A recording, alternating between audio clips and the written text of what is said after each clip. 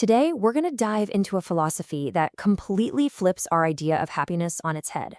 It's all drawn from the modern classic, The Courage to be Disliked, and these ideas, well, they're from Adlerian psychology, and they're going to challenge pretty much everything you think you know about your past, your problems, and what it really means to be free. You know, we're all taught to believe that our past is what defines us, that all this anxiety and pressure we feel every day, it's just a set of inescapable chains, right? All forged by what happened to us years ago. But what if that's not true? What if that's actually a lie we tell ourselves? What if the real prison isn't what happened to you back then? This right here, this is the core radical idea of Alfred Adler's psychology. It basically says we're not trapped by some old trauma or our circumstances. No, we're trapped by something we're doing right now, our desperate, unending need for other people to like us. All right, so let's jump right into the most challenging idea in the entire book. Adlerian psychology totally redefines our relationship with the past. It says that, yeah, painful things happen, but they don't determine who we are today. We are not defined by our trauma. Now, this is a heavy one, right? Adler isn't saying that bad things don't happen, not at all. He's saying that no experience on its own is the reason we succeed or fail. We are the ones who assign meaning to our past. And a lot of the time, we choose a meaning that helps us justify something we want to do or not do right now. And this brings us to a huge distinction. Most of us think in terms of etiology. That's just cause and effect. It says, I am this way because of what happened to me. But Adler's teleology flips that completely. It says you are creating your feelings and actions right now to achieve a goal. So, for example, someone isn't a recluse because they were bullied.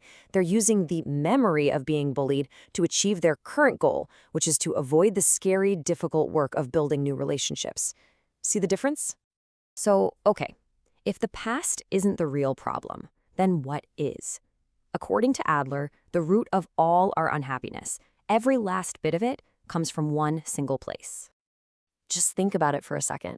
Every single time you felt inferior or anxious or just not good enough, what's the one thing all those moments have in common?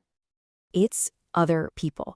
Every single one of our problems, Adler says, is an interpersonal relationship problem. I mean, you can't feel inferior unless you're comparing yourself to someone else, right? You can't fear rejection if there's no one around to reject you. Our suffering always happens in the context of other people. And yeah, this quote is a little dramatic, but it makes the point perfectly. Since living completely alone is pretty much impossible, these relationship challenges are just part of the deal of being human. So the goal isn't to get rid of them, but to learn how to navigate them with a whole new kind of freedom. And that leads us to maybe the biggest challenge of all, our addiction to getting recognition from others. Adler sees this as a prison we build for ourselves, one that keeps us from actually living our own lives. Think about it. When you spend your life trying to meet other people's expectations, your parents, your boss, your friends on social media, you're not living your life anymore. You're living their life. You've literally handed them the steering wheel. It's a really simple but kind of scary loop. You perform in a way you think will get you praise or help you avoid criticism. And in doing that, you end up betraying what you actually want. Real freedom, well, that begins the second you stop performing for an audience. So how do we break out of this prison? Well, Adler gives us this incredibly practical and powerful tool. It's called the separation of tasks. This is all about drawing a really clear line in a sand. And to figure out where that line is, you just have to ask one simple question. Who ultimately gets the result of this choice? And this is where it all clicks. Look, it is your task to choose how you live, what you do, who you love. That's your business. It is their task to decide what they think about your choices. That's their business. So much of our misery comes from getting all tangled up in other people's tasks, trying to control things we have absolutely no control over. Okay, another huge way we make ourselves miserable is through the trap of comparison. It just turns your whole life into a race you can never, ever win.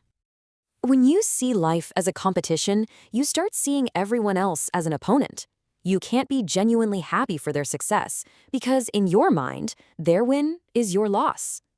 Adler suggests a totally different game. Compare yourself only to the you of yesterday. Just try to be a little bit better than you were. Now that is healthy progress. So, redefining the past, separating our tasks, ditching comparison, all of this is great, but it requires one absolutely essential ingredient, and it's the real heart of this whole philosophy. This is the deal. It's the fundamental trade-off of a free life. The moment you choose to walk your own path, you are, by definition, not living up to someone else's expectations. And you know what? Some people are not going to like it. They'll judge you, they'll misunderstand you. But being disliked by someone isn't a failure. It's the price of freedom. It's proof you're finally living for yourself. And this is the real goal, isn't it? Not to be liked by every single person on the planet, but to be free enough that you don't care if you are. That freedom is the courage to be happy, but on your own terms. Wow. I know that sounds blunt, but just think about how incredibly empowering it is. It takes all the power away from your past, your circumstances, and what other people think, and it puts it right back in your hands. Your life isn't decided by what happened then. It's decided here and now by you. You don't need anyone's permission to change your life. You just need the courage to take that first step, the courage to risk being disliked so you can finally be free. So the real question isn't about whether you can change. It's what life will you choose, starting right now?